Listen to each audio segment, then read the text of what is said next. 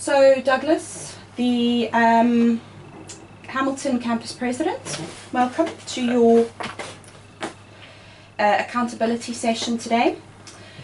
We're going to go through a few different questions and I'll let you know which area we are in as we go through. Sure. So first of all, how did you base your campaign manifesto on the students' wants and needs rather than what you think should be done? Sure. So quite simply, I asked them when I was in the bar on nights, when I was out in campus, when I had some spare time, I was out talking to students, looking at what they did, writing everything down, and at the end of it, I looked right back over it, decided like the top 3 issues that came up the most, and just went with that. Okay. We're now going to have a look at your manifesto, and there's a few things that you are very specific about that we're going to discuss.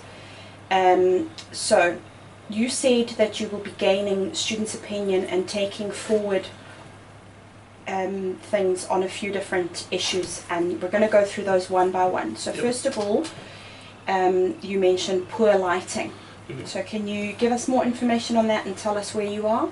Yep, sure. So one of the things that came up when I was talking to students, and one of the things that came up in the survey that we've done this year, is that students really want a safe campus environment. I felt, and various other students have felt, that the lighting out there is suboptimal, especially like in winter when it's really, really dark. Having had a couple of discussions with various people around, I don't know if it's going to be realistic to get it this year. The issue being that with the new campus move, and if it stays here, the restructure of this campus, the council wouldn't be happy with putting down stuff that they're spending a lot of money putting down lights that are going to have to be ripped up. So what I'm now working towards is getting an assurance from the university that regardless of where we go, they will be able to provide a safe campus experience for the students. Okay. The student handbook is another one that you've mentioned. Where will you get the information and decide what information is relevant for the student handbook that you want to create? So for the student handbook, I really believe that it should be from the students. The entire point of the Students' Association is run by students for students, and I feel that should be in the information that we're putting out. So what I'm going to be going forward doing in the second trimester is talking to students, asking them various questions like what do you wish you'd been told on the first day here? Are there any tips you can tell us to survive your first month in halls? How do you go about budgeting? Stuff like that students can then take forward and use, and they know it's from students themselves. Okay. Updating the bar furniture. So that's again something that's hit into the issue with both SOS's funding and the new campus. We've got 2 new couches in, we've had the pool tables repaired, but in terms of updating fully the furniture, it's a slow process and we are working on it. Card machine behind the bar. It's something I'm going to look into in trimester 2. My plate's been very full with the new campus move, and it was something that I'd intended to put in for future years rather than something that happened now. Okay. Drink shelves in the bathroom. Sure. So I've had a couple of conversations with the States on this fact, and I've been told due to the construction of this union that it would be unsafe to put shelves up in the bathroom. Again, it's something I'm now looking to, when the new union goes in, wherever it is, that it's a feature that's already built into it so that it can be done safely and can provide a safer bar experience for the students. Extended library hours. Yep. From that, I've talked to the head librarian in Hamilton, John Burke, and he's agreed to take the idea that the library should open until midnight to the management meeting in December. I'm waiting to hear back from them on that front, and hopefully I'll get a positive response from them.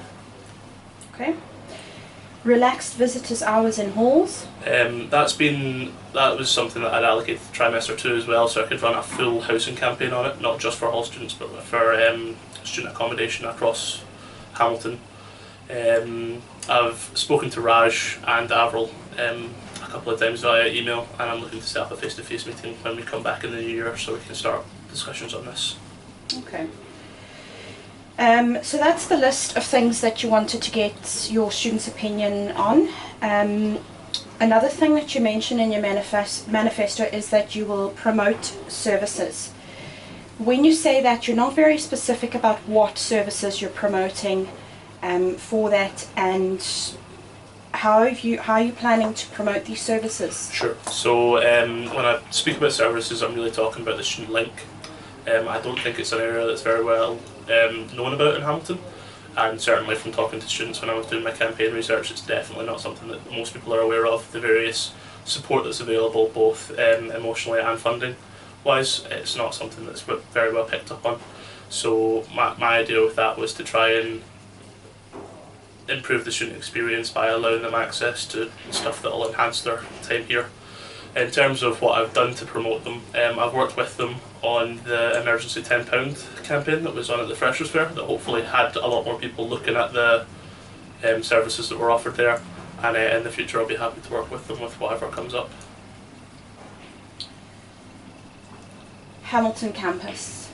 So when you put that on your manifesto, what did you mean? So I think I put it just as a block there, but the full statement was to make sure that the Hamilton campus was fit for purpose for students to have a university experience on. So working with the university in their development process of it and the options appraisal process to ensure that the students' needs are being represented with whatever decision is being carried forward. And how's that going? Quite well. We've done a referendum to consult the students on to what option they prefer. It was overwhelmingly favour staying here. So now I'm on the project board for the university when they're appraising the options, and eventually, hopefully, they'll make a recommendation to court. I will be fighting for the students' opinion that staying here is the best one. Okay. So that concludes the part about your manifesto. Sure. You remember that we exchanged an email where I asked you a few questions. So I have a few questions just to go over with you regarding that email.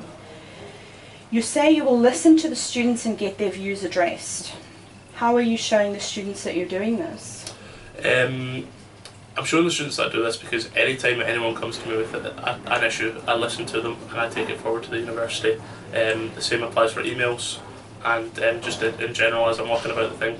On campus, my door is literally always open unless I'm in a meeting. Anyone is welcome to come into my office and talk to me about any issues they may have.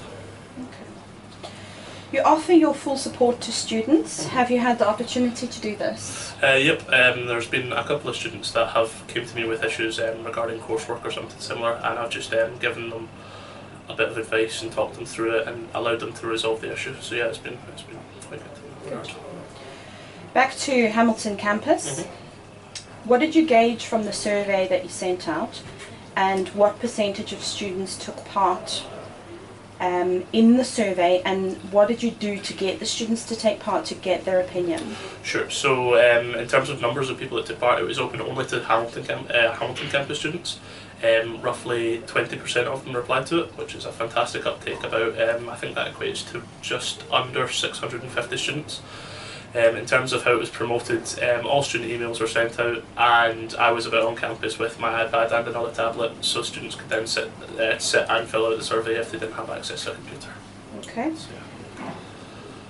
So, yeah. In terms of what was gauged from it, we got a lot of information. It's been really good. It's backed up the students' claims that they wanted to stay on this campus in terms of travel times and availability. It's also helped give me information for a couple more of my campaigns, especially around the halls. We've had some really insightful comments and feedback from that. So it's all in all, it was fantastic from the point of the Hamilton campus review and in terms of my halls review further in the year. Okay. How have you remained involved? So I've been out on campus. If I'm sitting in here working, my door's open unless it needs to be closed. If I'm not, I'm out in the bar talking to people who are over in the university, letting people know what's on in the association and what campaigns I'm running. Thank you very much. Normally at this point I would ask you any questions that came from any students, but I have received none directed at you, so we'll move on to my own questions. So, were you aware that last year in Hamilton, coffee cost £1?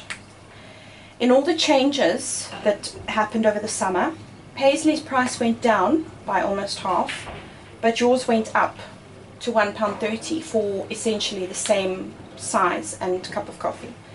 How do you feel about this? Obviously unhappy. I feel it's unfair that some students on one campus are getting something while other students on another campus aren't. Unfortunately, we don't have that much of an impact over the university's pricing. What I can say is we're getting a coffee machine in the union in the near future, and hopefully we'll be able to have a bit more fairer pricing involved in that. Okay. Facebook. Do you advertise your Hamilton Facebook to other students? Yes, we have on all our event posters we have links down at the bottom. We also have several dedicated posters that show all of our social media sites. Unfortunately, this is only the official pages that we can show, so the Hamilton Sauce page. There are other number of student Facebook sites in Hamilton that I can only communicate by word of mouth, so students can remain engaged with us. Okay. This morning I arrived at the university. We've spoken of this before, and the car park sign was full. The car park sign said that the students' car park was full. Yet half the car park was empty. So what is the situation with this, and how do you feel about this? It is a source of frustration, and it's something that's came up year after year with the university. The way they manage the car park is quite poor. The only excuse I've had from them is what I communicated to you, in that occasionally they book out spaces and they are counted to the full thing, and people need to register when they get to the gate to come in. Apart from that, it's the only excuse, but it is something I'm aware of, and it is something I'm taking forward. Again, working with the university on the new campus to ensure that regardless of the option chosen, there will be a provision for parking spaces, because I'm aware it's a major issue that most students have in their time at university. How are you actively trying to get students from your campus involved in the union? So like I said, when I'm not specifically working in here, I'm talking to people that are already in the union, telling them to get their friends coming in, telling them to tell as many people about their time in there. Apart from that, I'm out there talking to people, saying what deals we've got on. If there's a night coming up like the Cayley last night, promoting that, and it's promoted on the Facebook page as well.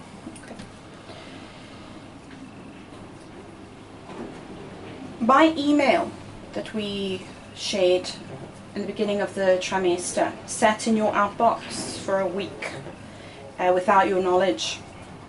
What steps have you put in place to prevent this happening to you or any potential distressed student? It's something that I took from that, and I've now changed the way my inboxes work. I now operate 3 different inboxes: one for promotions, one for students that come in through that, and one for events that are all filtered through it.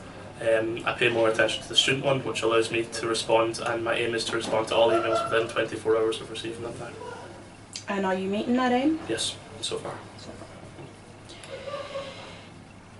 In a recent executive committee meeting, you asked for clarification of campus officer roles within commercial services. Why did you feel the need to ask that? So there was ambiguity in the constitution on that. It specifically said in that the provision of events is the responsibility of the Hamilton and Ayr campus presidents. However, the discretion of that was down to the executive committee. I felt with such wording that I had to bring it up, and it had to be confirmed. Right, and did you get the answers you needed? You did. Yep. And my role's maybe much more clarified, that was quite good. So, how many emails, tweets and Facebook statuses are from the university as a whole to students per day? How do you ensure that yours get read and taken into account and not lost in a sea of possible irrelevant information?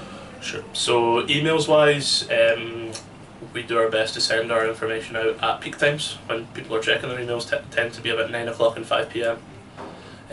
Most people check their emails then, and it gives the best response times in terms of surveys and referendums.